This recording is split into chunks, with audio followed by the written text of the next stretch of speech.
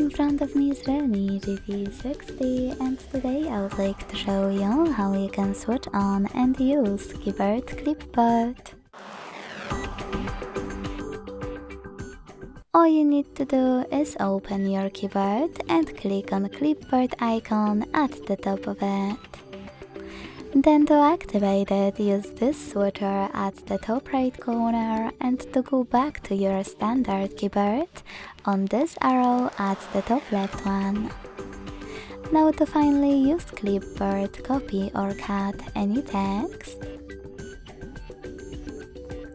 and paste it right away by tapping on it next to Clipboard at the top of your keyboard. If you want to, you can also click on Clipboard icon and tap on your text over here to paste it. To pin one of your added sentences, use this pen at the top right corner, click on the sentence and use pin icon.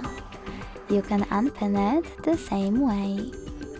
To delete it, click on the pen again, tap on the sentence and use pin icon instead of a pin one. Lastly, to disable Clipboard completely, use the same switcher as before. Thanks so much for watching. If you enjoyed this video, leave a like, comment and subscribe. Bye!